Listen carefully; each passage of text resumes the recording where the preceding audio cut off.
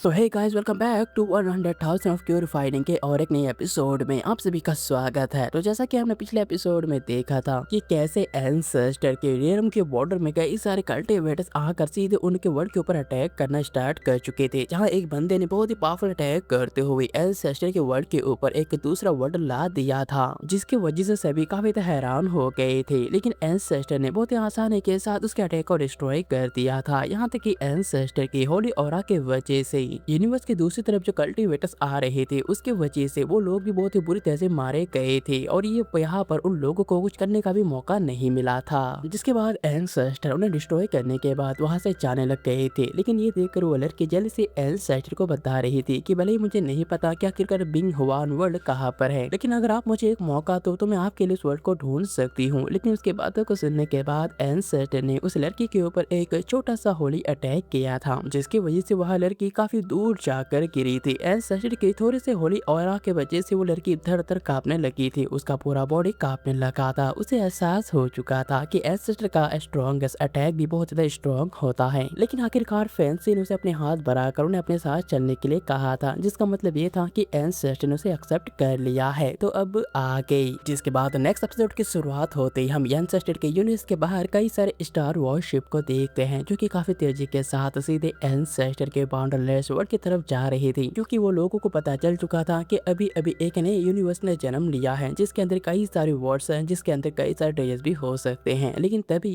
Ancestor के aura के वजह से वहां पर एक कॉस्मिक एक्सप्लोरेशन होता है, जिसकी वजह से जो स्टारशिप लगातार आगे बढ़ते जा रही थी, एंसेस्टर की होली ऑरा की वजह से वो काफी तेजी के साथ डिस्ट्रॉय हो जाते हैं, जो देखने के बाद कल्टिवेटर्स को अपने आंखों पर यकीन नहीं होता। एक बंदा डरते हुए कहने लगता है कि तुमने देखा अभी अभी हमारे सामने जो स्टार वॉरशिप थी उसके अंदर सारे के सारे टियाजन स्टेज के कल्टिवेटर्स थे, यहाँ तक कि उनके आर्टिफैक्ट भी टियाजो स्टेज के थे। वो इतने स्ट्रॉन्ग थे कि कोई भी उन्हें आसानी से डिस्ट्रॉय नहीं कर सकता। इसी की वजह से वह बंदा अपने भाई को कहता है कि बड़े भाई, तुमने देखा ना कि वहाँ पर कितने ज्यादा खतरनाक तरीके से हमारे सारे स्टार वॉरशिप डिस्ट्रॉय हो गई, तो क्यों ना हम लोग यहाँ से वापस चले जाए, नहीं तो हम लोगों का भी मरना तय है। लेकिन इस पर उनका स्टारशिप के अंदर जो कमांडर था वो अपने साथी को कहने लगता है कि तुम इतने जल्दी कैसे डर सकती हो। इतना कहने के बाद वो अपने होली पर्सन के साथ आगे बढ़ता है। लेकिन ये देखकर वही बंदा जो कि सबसे पहले डर रहा था वो अपने ब्रदर को नाम में सिर इरा रहा था। वो कह रहा था कि हमें वहां नहीं जाना चाहिए। इसी की वजह से उसका बिग ब्रदर अपने साथी कमांडर को कहने लगता है कि बेहतर होगा कि हमें वापस लौट जाना चाहिए, क्योंकि हमें नहीं पता कि आखिरकार बाउंडरलेस वर्ल्ड कितना ज्यादा गहराई में है। जितना हमने सोचा था मुझे लगता है कि उससे कहीं ज्यादा गहराई के अंदर है। इसीलिए अगर हम लोग जबरदस्ती अंदर जाने की कोशिश करते हैं तो हो सकता है कि हम सभी का अंत बहुत जल्दी हो सकता है और हमारे हाथ तो कुछ भी नहीं आएगा। पर उसका दूसरा साथी कहने लगता है कि हम सभी बिल्कुल वही सोच रहे हैं जो कि बिल्कुल तुमने अभी अभी कहा, लेकिन बेहतर होगा कि हम लोग वहां पर जाकर सिर्फ कुछ चीजों की जांच कर ले, नहीं तो हम यहाँ पर आने का हमारा कोई लाभ या फिर कोई मुनाफा नहीं होगा। उसके बातों को सुनने के बाद उस बंदे के पास कोई दूसरा ऑप्शन नहीं रहता, क्योंकि वो समझ जाता है कि उसके साथी अब जिद पर अड़े रहे हैं। इसकी वजह से वो भी इसके लिए हाँ कर देता है। अब उसके हाँ करने के बाद देखते ही देखते कई सारे स्टार वॉरशिप लगातार काफी तेजी के साथ हमारे बाउंडरलेस वर्ल्ड की तरफ निकल जाते हैं। कुछ ही देर में हम एंसेस्टर को देखते हैं जो कि अपने रियम के बॉर्डर में बैठकर आराम से चाय पी रही थी। लेकिन तभी एंसेस्टर आसमान की तरफ देखते हैं जहां पर कई सारे पावरफुल कल्टिवेटर उस रियम में एंटर कर चुके थे, जहां पर फैंसी आराम से एंसेस्टर को चाय सर्व कर रही थी। तभी एंसेस्टर उसके इशारे को कुछ कहता है। ये देखकर फैंसी उनके इशारे को बहुत ही समझ जाती है और जल्दी से वहां से गायब हो जाती है। जिसके बाद यहाँ से सीन बदलता है और हम बैक माउंटेन का सीन देखते हैं, जहाँ पर बाहर से आए हुए दो कल्टिवेटर्स एक जगह पर पहुंच चुके थे। लेकिन इसी के साथ ही उस पेड़ के ऊपर हम शुइन को देखते हैं जो कि चुपचाप उन दोनों को ही देख रहे थे। तभी अचानक उनमें से एक बंदा जोर से चिल्लाने लगता है कि ब्रदर, यहाँ पर तो एक रिस्ट्रिक्शन लगा हुआ है, यहाँ पर आना बिल्कुल ही मना है। लेकिन अपने ब्रदर के बातों को सुनने के बाद वो साथी जल्दी से उसके मुंह को चुप कराते हुए कहने लगता है कि तुम थोड़ा धीरे बोला करो, और इसके अलावा हमारे इन्फॉर्मेशन के मुताबिक ये नया वर्ल्ड अभी अभी ही जन्म लिया हुआ है और मुझे लगता है कि शायद इस वर्ल्ड के कल्टिवेटर अभी तक तियानजो स्टेज तक नहीं पहुंचे। लेकिन फिर भी हमारे स्टार वॉरशिप जो कि तियानजो स्टेज के आर्टिफैक्ट को लिए हुए थे बहुत ही आसानी के साथ डिस्ट्रॉय कर दिया गया है। इसलिए मुझे पूरा यकीन है कि यहाँ पर किसी न किसी बंदे के पास सियान गुंग हार्ट है जो कि काफी ज्यादा स्ट्रॉन्ग और पावरफुल आर्ट। इस बात को सुनने के बाद दूसरा बंदा काफी हैरान हो जाता है। वो हैरानी के साथ ही कहने लगता है कि मैंने सुना है कि वो एक ऐसा वेपन है जिसे कि हम पूरे दाव लॉ को भी रूल को पूरी तरह से डिफाइन कर सकते हैं, अपने हिसाब से दाव लॉ को पूरी तरह से बदल सकते हैं, जैसा चाहे वैसा उसका इस्तेमाल इस्तेमाल कर सकते हैं। यहाँ तक कि अगर एक नया बेबी अभी अभी जन्म लिया हो और उसके हाथ में वहाँ आर्टिफैक्ट हो तो पूरे यूनिवर्स को डोमिनेट कर सकता है। लेकिन अगर हमारे पास वो वेपन आ गया तो इसका मतलब ये होगा कि हमें किसी भी तरह से अलायंस से जुड़ के रहने की कोई भी जरूरत नहीं होगा। हम पूरे यूनिवर्स के ऊपर अपना कब्जा कर सकते हैं। जिसके बाद वो दोनों और कुछ सवाल जवाब नहीं करते और जल्दी से आगे की तरफ जाने लगते हैं। लेकिन इसी के साथ ही उस पिलर के ऊपर बैठा शून ये देखकर थोड़ा हैरान होकर सोचने लगता है कि जहाँ तक मुझे पता है कि जुयांग तो काफी ज्यादा रिच है और वो अपने ट्रेजर को छुपा कर रखने में माहिर है, तो आखिर उसके जैसा बंदा इस तरह के ट्रेजर को यहाँ पर ऐसे ही फेंक कर कैसे रह सकता है। पता नहीं कि इस बात के ऊपर कौन ही बिलीव करेगा। इतना कहने के बाद शून खुद भी उन दोनों का पीछा करने के लिए वहाँ से निकल जाता है। जिसके बाद यहाँ से सीन बदलता है और हम टी गार्डन का सीन देखते हैं जहाँ दो मजदूर एंसेस्टर के लिए चाय की खेती कर रही थी। जिनमें से एक बंदा थोड़ा हैरान हुए कहने लगता है कि शायद हम लोगों ने यहाँ पर खुदाई काफी अच्छी तरह से नहीं किया है और इसी की वजह से यहाँ पर जो चाय की पत्तियां हैं वो अच्छी तरह से नहीं उग पा रही। जिस पर उसका दूसरा साथी कहने लगता है कि हाँ तुमने बिल्कुल सही कहा और इसके अलावा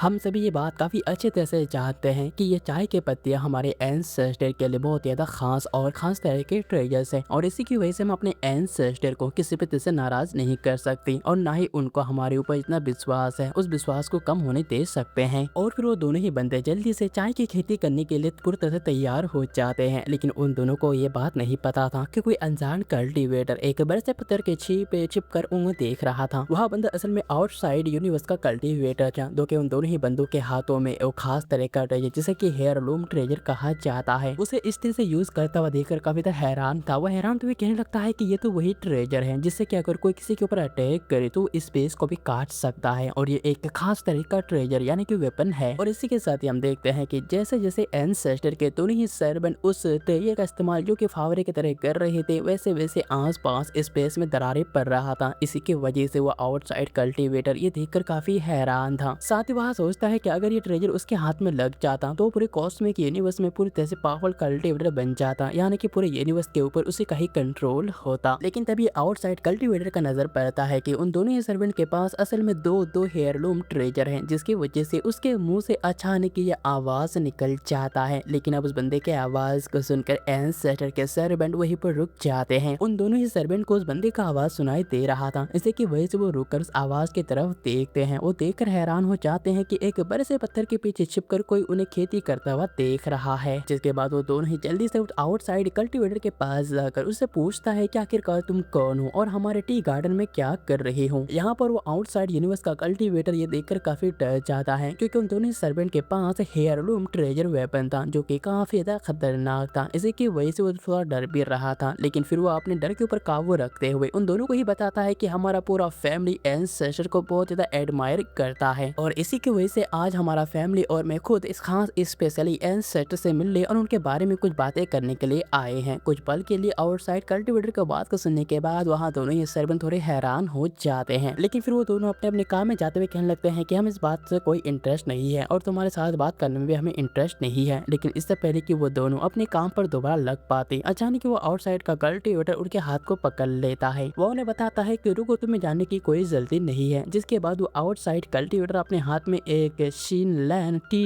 फ्लावर निकालता है जो कि देखने में काफी ज्यादा ब्यूटीफुल और सफेद कलर का था। फिर वह उन दोनों से कहने लगता है कि तुम लोगों के पास जो प्रॉब्लम है यह शीनलैंड फ्लावर बहुत ही आसानी के साथ उस प्रॉब्लम को सॉल्व कर सकता है। के बाद आउटसाइड कल्टीवेटर जल्दी से शीनलैंड फ्लावर को उन चाय के फ्लावर के पास फेंक देता है। जिसके बाद उन्हें बताता है कि इसके वजह से ये एक खास तरह का फ्लावर है और इसे खास तौर पर मैंने बिंग हुआन वर्ड से लाया है। इसके मदद से तुम लोगों के जो पैर काफी तेजी के साथ नहीं बढ़ रहे हैं इसके वजह से वो काफी तेजी के साथ बढ़ने लग जाएंगे और उनका पैदावार भी काफी ज्यादा अच्छा होगा। और जब एक बार ये फ्लावर अपने स्पिरिचुअल एनर्जी को बाकी के पेड़ पौधों के ऊपर अच्छे तरह से बरसात देगा तब उसके बाद तुम्हारी चाय की पत्तियां काफी टॉप क्वालिटी की हो जाएगा और ये बहुत ज्यादा अच्छा भी होगा। यहाँ देखकर उनमें से एक सर्वेंट उस बंदे से कहने लगता है कि बहुत बढ़िया, तुम सच में काफी ज्यादा दयालु हो। जब हम एंसेस्टर से मिलेंगे तब हम एंसेस्टर को तुम्हारे बारे में जरूर बताएंगे कि तुमने हमारे साथ कैसा व्यवहार किया और हमारी कैसी मदद। लेकिन इस पर आउटसाइड का कल्टीवेटर जल्दी से उन दोनों को कहने लगता है कि नहीं इसकी कोई भी जरूरत नहीं क्योंकि एंसेस्टर जैसे पावरफुल कल्टीवेटर का सर्व या फिर उनकी सेवा करना तो मेरे लिए बहुत ही ज्यादा अच्छी बात है, इसीलिए तुम्हें एंसेस्टर को मेरे बारे में बताने की कोई भी जरूरत नहीं। तब इस पर दूसरा सर्वेंट कहने लगता है कि आखिरकार तुम किस तरह के पावरफुल कल्टीवेटर की बात कर रहे हो, क्या तुम्हें नहीं पता कि हमारा एंसेस्टर तो सिर्फ प्यूरिफाइंग स्टेज में है। उस बंदे की बातों को सुनने के बाद आउटसाइड का कल्टीवेटर काफी ज्यादा हैरान हो जाता है। वो अपने आप से ही कहने लगता है कि अगर वो की रिफाइनिंग स्टेज का कल्टीवेटर है तो मेरे सामने जो हेयरलूम वेपन्स है तो क्या एक इल्यूजन वाले वेपन है। लेकिन अचानक ही वो आउटसाइड कल्टीवेटर वहां से जल्दी से निकल जाता है। ये देखकर दोनों ही सर्वेंट्स को काफी ज्यादा हैरानी हो रहा था। उनमें से एक बंदा उसे रोकने की कोशिश करने लगता है कि तुमने जो हमारी मदद की है उसका रिवॉर्ड तो लेकर जाओ। लेकिन कुछ ही देर में अचानक वहां पर पिंक फ्लावर आने लगते हैं। वो फ्लावर आकर वहां पर फैंसी का रूप लेते हैं। असल में ये फैंसी ही थी। फैंसी को देखकर वो दोनों ही सर्वेंट खुश होते हुए फैंसी को बताते हैं कि हमने अपना काम पूरी तरह से कंप्लीट कर ली है। इस बात को सुनकर फैंसी भी खुश हो जाती है। जिसके बाद फैंसी वहां पर जो चाय के पेड़ थे जिनकी टॉप क्वालिटी काफी ज्यादा अच्छी हो गई थी, फैंसी उनमें से कुछ चाय की पत्तियों को लेकर चली जाती है। और अगले ही पल हम देखते हैं कि कैसे फैंसी एंसेस्टर को चाय सर्व करती है। जहाँ हमेशा की तरह फैंसी बहुत ही प्यारे तरीके से एंसेस्टर को चाय सर्व कर रही थी और एंसेस्टर भी अपने थ्रोन में बैठकर चाय की चुस्की लेते हुए कहने लगता है कि यह चाय सच में काफी ज्यादा अच्छा है। जिसके बाद सीन बदलता है और हम आउटसाइड के उन दोनों ही भाइयों को देखते हैं जिनके सामने एक अजीब तरह का क्रिस्टल था जिसके अंदर से लगातार स्पिरिचुअल एनर्जी निकल रहा था। उनमें से एक बंदा अपने भाई से कहने लगता है कि बड़े भाई तुम देख सकते हो कि इस क्रिस्टल के अंदर से किस तरह से प्राइमरी एनर्जी लगातार निकलता ही जा रहा है। कहीं ऐसा तो नहीं कि ये वही लेजेंडरी हार्ट श्वान ग्वांड हार्ट है। लेकिन तभी अचानक उस क्रिस्टल के अंदर से बहुत ही खतरनाक तरीके से एनर्जी रिलीज होता है जिसके बाद आसमान से एनर्जी की बारिश होने लगता है। ये देखकर वो दोनों ही थोड़े हैरान हो जाते हैं। तब वह बंदा उन्हें बताता है कि हाँ तुमने बिल्कुल सही कहा। ऐसा कहा जाता है कि शिंगवान हार्ट बहुत ही ज्यादा पावरफुल होता है। उसके अंदर दाव इन्फिनिटी लॉ पावर होता है। लेकिन अगर इस क्रिस्टल हार्ट का पावर यूज ना किया जाए तब ये आसमान में जाकर स्पिरिचुअल एनर्जी की बरसात करने लगता है। लेकिन इसी के साथ ही वहाँ पर जो बारिश हो रहा था यानी कि एंसेस्टर के गार्डन के अंदर जहाँ पर एंसेस्टर ने अलग अलग तरह के सब्जियों का खेती किया था वो सब्जियां काफी तेजी के साथ काफी ज्यादा बड़ा हो जाता है और ये सब कुछ उस क्रिस्टल हार्ट की वजह से होता है जिसके अंदर से स्पिरिचुअल एनर्जी का बारिश हो रहा था। अब ये बात जानने के बाद उन दोनों ही भाइयों का खुशी का कोई ठिकाना नहीं होता। वो जल्दी से जमीन को खोदकर उस क्रिस्टल हार्ट को निकालने की तैयारी करने लगते हैं। लेकिन इसी के साथ ही उस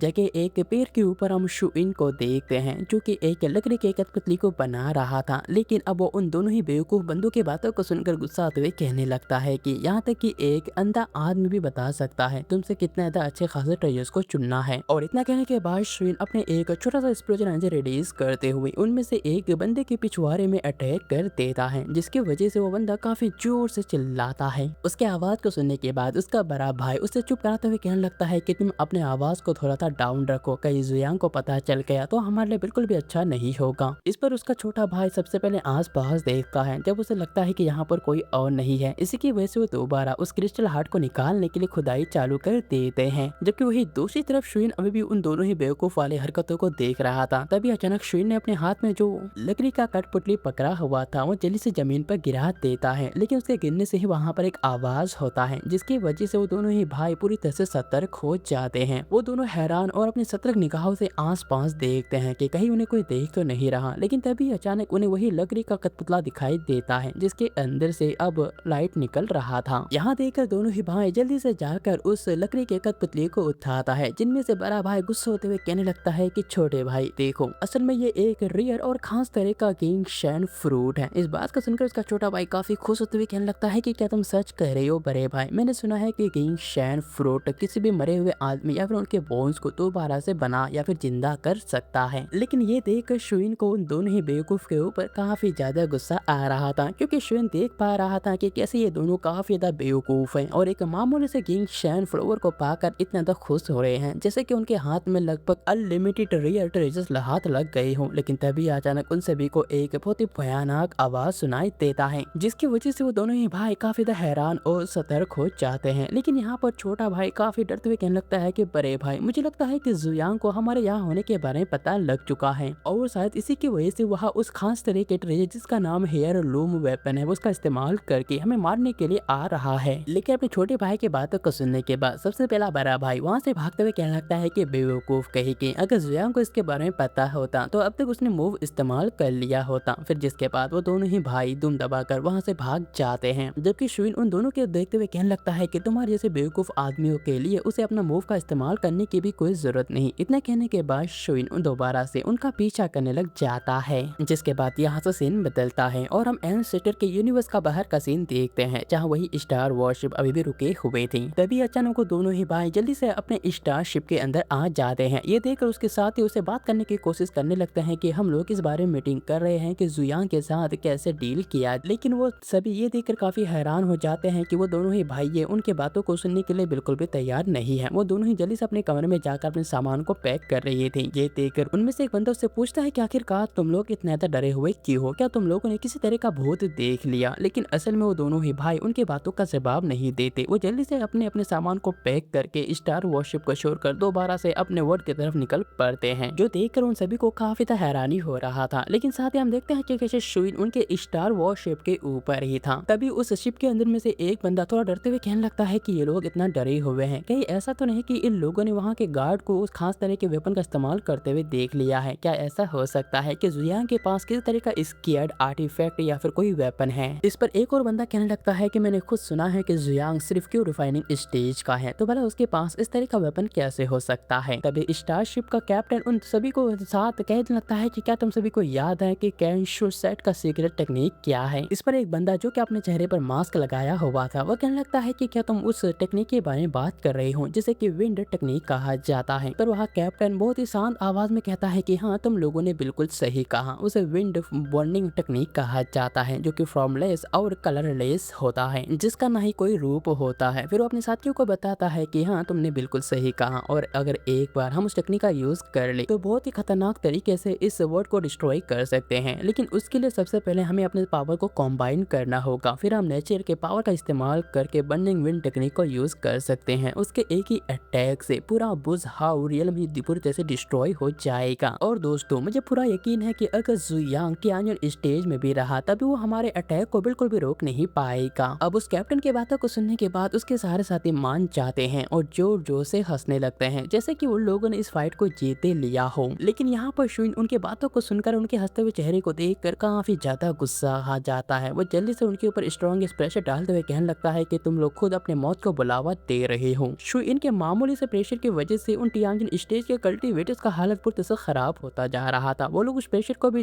पूरी तरह से सह नहीं पा रहे थे। लेकिन तभी अचानक यहाँ पर शुइन वहाँ से गायब हो जाता है और अगले ही पल हम देखते हैं कि शुइन सीधे एंसेस्टर के गार्डन के पास आ जाता है। शुइन थोड़ा गुस्साते हुए कहने लगता है कि तुम लोगों ने यूनिवर्स के बाहर उस कचरे को वहीं पर छोड़ कर रखा है, क्या तुम्हें बहुत ज्यादा थकावट नहीं होता? लेकिन शुइन के बात को सुनकर भी एंसेस्टर सिर्फ शांत रहकर अपने चाय को ही पी रही थी, जो देखकर शुइन का गुस्से का बांध टूट जाता है। वो एंसेस्टर के हाथ से उसके चाय के कप को दूर करते हुए गुस्से से कहने लगता है, तुम्हें ये बात काफी अच्छे तरह से मालूम है कि वो लोग अपने पावर को मोबिलाइज करते हुए बर्निंग विंड टेक्निक का यूज कर रहे हैं, जो कि ये खुद यूनिवर्स का ही पावर है, और अगर एक बार ये टेक्निक परफॉर्म हो गया तब उसके सामने किसी भी तरह का फॉर्मेशन टिक नहीं पाएगी। लेकिन शुइन के बात को सुनने के बाद भी एंसेस्टर अपनी चाय को लेते हुए कहने लगता है कि मुझे इसके बारे में काफी अच्छी तरह से मालूम है। इस पर तो शुइन और भी हैरान होते हुए कहने लगता है कि तुम इसके बारे में जानते हो, लेकिन फिर भी तुम अभी भी अपनी चाय को पी रहे हो। लेकिन तभी अचानक शुइन कुछ देर सोचने के बाद कहने लगता है कि ओ, तो इसका मतलब तुम मेरे फॉर्मेशन के डिफेंसिव टेस्ट को लेना चाहते हो। लेकिन उसके बाद को सुनकर एंसेस्टर अपनी चाय को चुस्की लेते हुए उससे कहने लगता है कि तुम अपने फॉर्मेशन को यहाँ से हटा दो। इस बात को सुनकर शुइन हैरान हुए कहने लगता है कि बिल्कुल भी नहीं, क्योंकि अगर एक बार मैंने अपने फॉर्मेशन को हटा दिया तो उसके बाद यहाँ पर जो छोटा सा विंड भी आएगा वो पूरे बोर्ड को डिस्ट्रॉय करने के लिए काफी होगा। यहाँ तक कि तुम्हारा यह छोटा सा रियलम ही डिस्ट्रॉय नहीं होगा, बल्कि उसके अटैक की वजह से पूरा का पूरा बाउंडरलेस वर्ल्ड भी डिस्ट्रॉय होकर पूरी तरह से आग के लपेट में आ जाएगा।